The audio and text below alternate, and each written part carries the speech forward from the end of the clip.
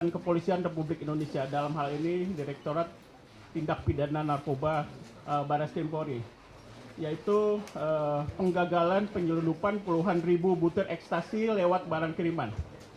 Dan Bapak dan Ibu sekalian, untuk lebih jelasnya kami persilahkan Pak Kanwil untuk menyampaikan kronologis daripada press release ini. Kepada Bapak kami persilakan.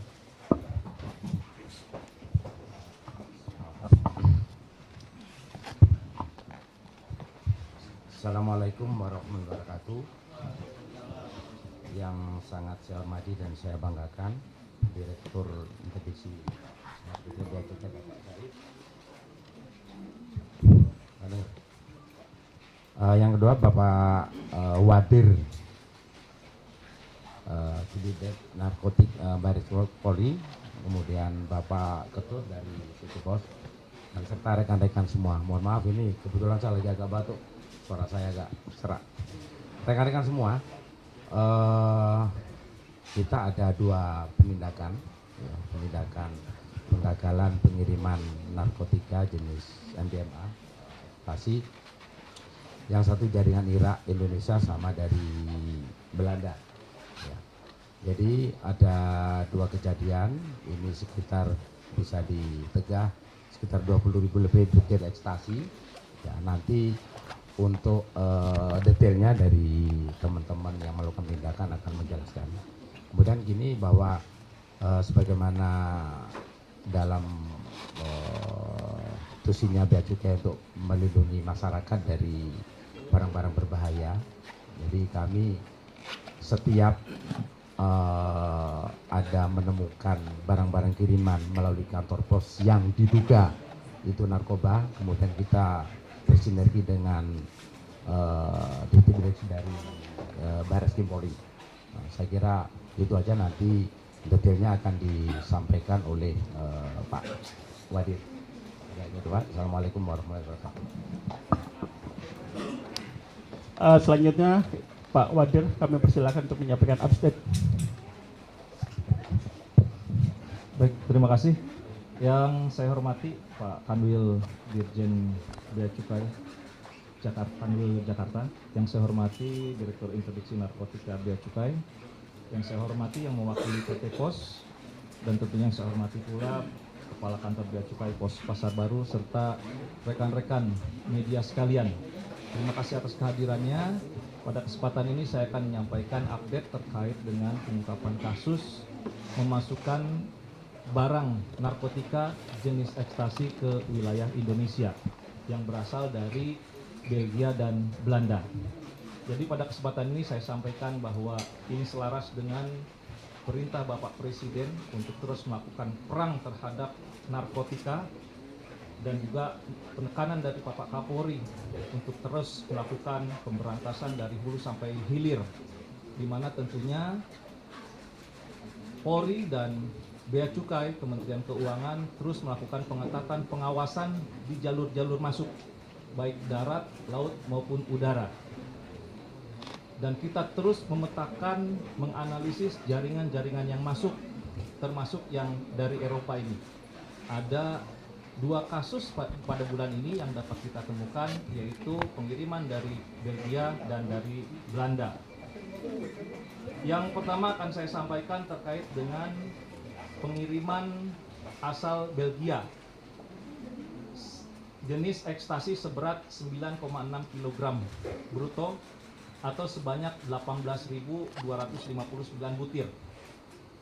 Berdasarkan hasil temuan dan analisis dari Bea Cukai bahwa barang tersebut setelah dilakukan pemeriksaan secara laboratoris merupakan ekstasi dengan kandungan MDMA.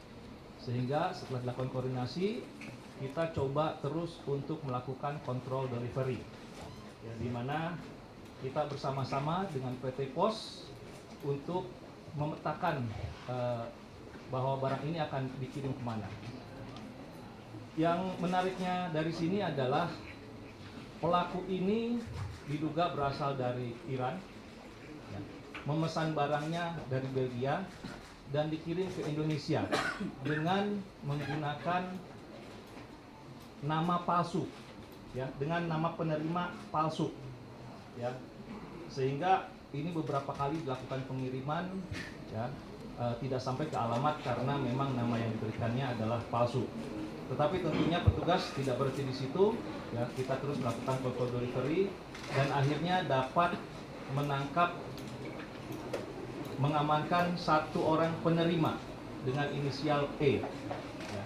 Dari sana kita terus melakukan pendalaman dan terus menyusuri siapa sebetulnya pemesan barang yang berada di Indonesia. Barang ini kemudian diminta oleh pemesan, saudara R, yang berada di luar Indonesia, untuk dikirim dari Jakarta menuju Jawa Timur, tepatnya di Kabupaten Pasuruan. Setelah sampai di Pasuruan, di sana ada kurir yang menerima. Sehingga kita dapat menangkap kurir tersebut, ya, dengan atas nama RA, ya. Dan dari RA terus kita kembangkan kembali, ya. Dari RA diperintahkan untuk mengambil barang. Setelah itu disimpan di satu tempat di dekat lapangan di Kabupaten Pasuruan. Setelah kita tunggu, ada 2 orang yang menjemput untuk mengambil ekstasi tersebut. Setelah mereka akan mengambil, lalu kita lakukan penangkapan, dan selanjutnya barang itu dikirim kepada saudara MAB yang sudah menunggu di rumah, dan akhirnya kita bisa melakukan penangkapan terhadap saudara NAP tersebut. Sehingga dari rangkaian pengembangan kita tadi dapat kita tetapkan tersangka sebanyak 4 orang, yaitu saudara PEM, saudara MS, saudara BSH, dan saudara MAB. Dan tentunya kita akan terus melakukan pencarian terhadap RA yang mengirim barang dari Belgia. Nah, sekarang kita sedang melakukan pendalaman, sedang memetakan posisi maupun identitas dari pengirim barang. Untuk yang kedua, saya ulangi, jadi narkotika ini sebanyak 18.259 butir. Kalau kita asumsikan satu orang menggunakan satu butir, artinya kita sudah menyelamatkan jiwa sebanyak 18.259 orang. Dan apabila nilai secara rupiah, harga per butirnya 800.000, berarti nilainya sekitar 14 miliar 600 juta rupiah. Yang kedua, pengungkapan terkait dengan pengiriman barang yang dari Belanda sebanyak jenis ekstasi sebanyak 2013 butir. Tepat penangkapannya di Jalan Raya Kalibaru Timur, Kelurahan Kalibaru, Cilincing, Jakarta Utara. Adapun modusnya melakukan pengiriman paket narkotika jenis ekstasi melalui jasa pengiriman Pos Indonesia yang paketnya disamarkan dengan bungkusan kado. Jadi bentuknya seperti bungkusan kado, namun di dalamnya adalah ekstasi sebanyak 2013 butir. Di mana alamat yang diberikan juga untuk pengiriman alamatnya palsu, hanya diberikan nomor telepon. Sehingga tentunya dengan informasi dari Bea Cukai tersebut kita terus melakukan koordinasi baik dengan Bea Cukai Pasar Baru maupun dengan PT Pos, ya, untuk melakukan kontrol delivery. Setelah itu kita dapat melakukan penangkapan terhadap 2 orang penerima, di mana penerima ini baru menerima upah sebanyak Rp400.000, yaitu saudara Iqbal Hakiki alias Map alias Bejo. Maaf saya singkat, atas nama IH alias Bejo. Yang kedua atas nama IRA alias Ipan. Keduanya sudah kita tangkap dan sedang kita lakukan pengembangan. Di langkah berikutnya tentunya juga kita sedang mendalami siapa pengirim yang mengirim barang dari Belanda. Saya rasa secara singkat itu yang dapat kami sampaikan. Terima kasih. Baik, terima kasih Pak Wadir atas penjelasannya. Kemudian kami persilahkan Pak Putu untuk menyampaikan update. Barangkali ada yang mau disampaikan, tidak ada Pak? Baik Bapak dan Ibu sekalian, barusan sudah disampaikan kronologis kejadian oleh Pak Kanwil dan juga oleh Pak Wadir Tipid Narkoba. Bapak dan Ibu sekalian, Direktorat Jenderal Bea dan Cukai tetap konsisten untuk bekerja sama dengan aparat penegak hukum di bidang narkotika untuk tetap menjaga negara ini dari masuknya barang-barang terlarang, utamanya adalah dari narkotika. Dan alhamdulillah sampai dengan hari kemarin kerjasama kita dengan aparat penegak hukum lainnya sudah berhasil melakukan 414 penindakan dengan barang bukti sebanyak 1 ton 60 kilo narkotika dan juga sekitar 43.000 batang pohon ganja serta mengamankan lebih kurang 177 orang. Bapak dan Ibu sekalian, tentunya kita juga mengucapkan terima kasih kepada rekan-rekan di PT Pos Indonesia yang sudah bekerja sama dengan sangat baik sehingga dari kantor pos ini kita sudah bolak-balik berhasil mendeteksi kedatangan narkotika dan tentunya ini merupakan hal yang sangat positif. Dan semoga kedepannya kerjasama kita antara Bea Cukai, PT Pos Indonesia, kemudian juga dengan teman-teman dari aparat penegak hukum dari Barreskrim bisa menjadi lebih baik lagi. Demikian barangkali yang dapat kami sampaikan dan tentunya kami ucapkan terima kasih atas penjelasan semuanya dan kehadiran Bapak dan Ibu sekalian. Kemudian selanjutnya kami persilakan apabila ada hal-hal yang ingin ditanyakan. Kami persilakan satu-satu ya. Sebelah kiri dulu, bisa mikrofon. Tolong disebutkan dari mana dan siapa. Saya Lola dari validnews.id. Pak, izin mau nanya, ada kerugian keuangan negara dalam kasus ini? Terima kasih. Kerugian keuangan negara ya. Oke, yang pertama itu, kita kumpulin aja dulu ya. Yang selanjutnya silakan. Silakan Mas. Izin Pak, saya Wildan Apriansyah dari Detikom. Itu kan dari pengungkapan kasus kedua yang Belanda itu dikamuflase jadi kado ya Pak ya. Terus dari rilis yang saya terima itu dari kasus yang Belgia itu dikamuflase jadi spare part kendaraan ya Pak. Apakah betul? Sementara dua dulu ya.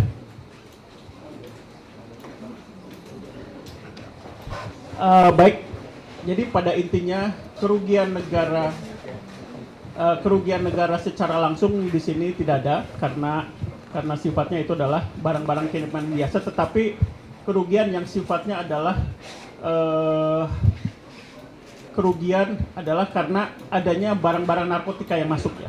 Dan apabila ini lolos, maka tadi sudah disampaikan akan ada sekian orang yang terkena ya.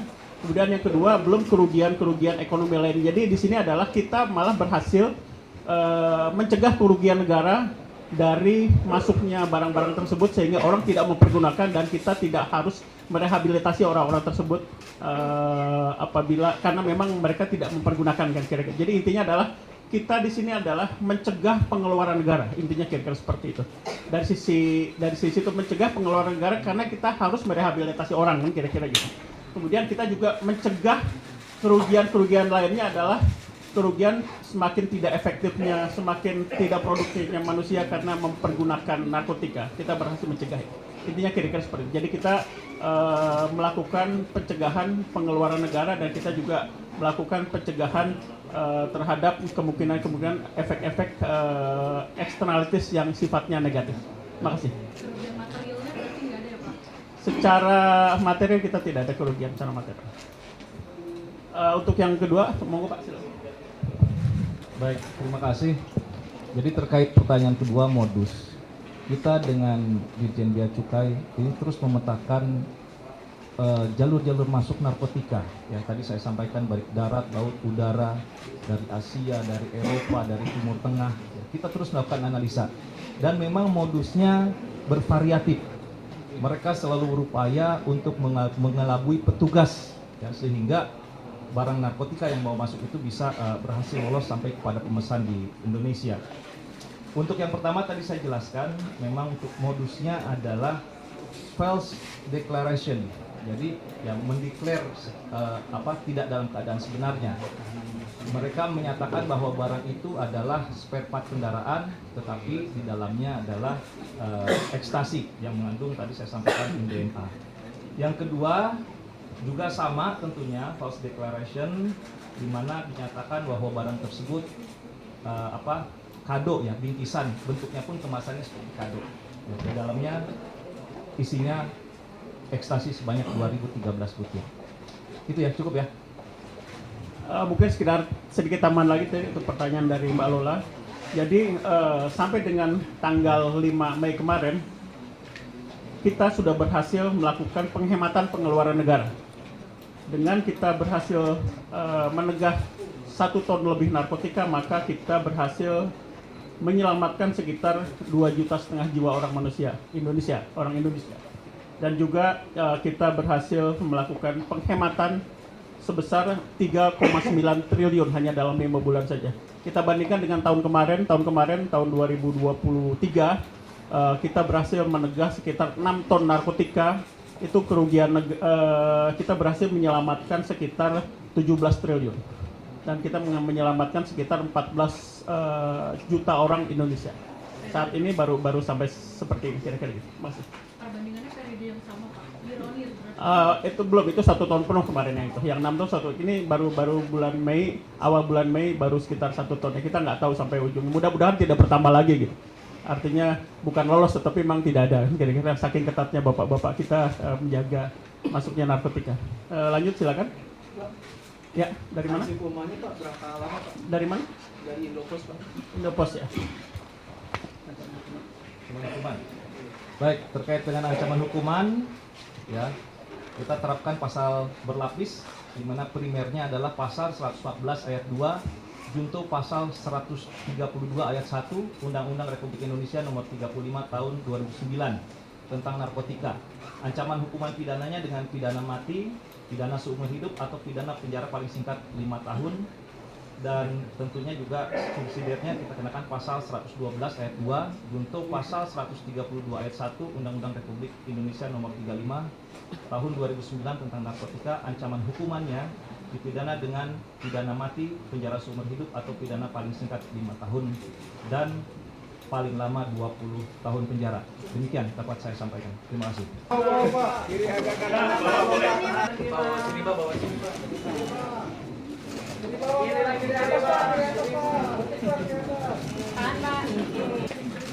Sudah ya, makasih banyak ya. Ya, makasih.